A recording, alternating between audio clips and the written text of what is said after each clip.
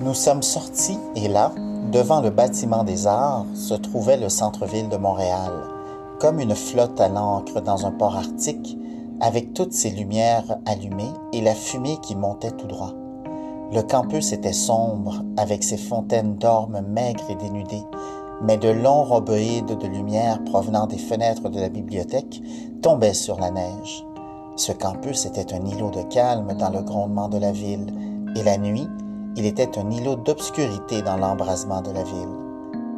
Dans le roman « Le matin d'une longue nuit » de Hugh McLennan, George, professeur à l'université McGill, quitte le campus et rentre à la maison avec sa belle-fille Sally. Ensemble, ils traversent le campus du centre-ville, empruntent la rue Sherbrooke vers l'ouest et se dirigent vers le quartier Côte-des-Neiges, en passant devant les églises et le musée des beaux-arts de Montréal, leurs paroles se mêlant à la cacophonie de l'heure de pointe. Le matin d'une longue nuit nous transporte à Montréal dans les années 1950, où trois vies s'entrecroisent dans une histoire d'amour, de deuil et de résilience. De l'histoire de McLennan émane un profond sentiment d'appartenance. L'université McGill est intimement liée à la ville de Montréal et on a l'impression que les événements n'auraient pas pu se produire ailleurs. Les rues, les bruits, les odeurs et les images de la ville forment bien plus qu'une simple toile de fond et deviennent des expériences intensément familières.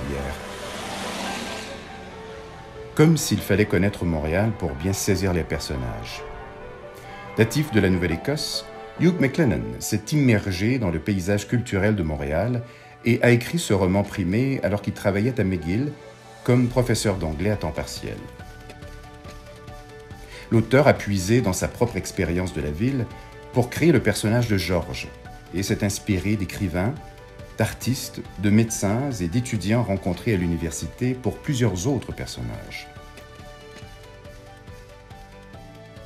Dans le cadre des célébrations du bicentenaire de l'université, cette exposition virtuelle raconte comment McGill et sa communauté ont favorisé l'essor de la littérature, des arts, de l'architecture, de la musique et même de la danse sur la dynamique scène artistique et culturelle de Montréal.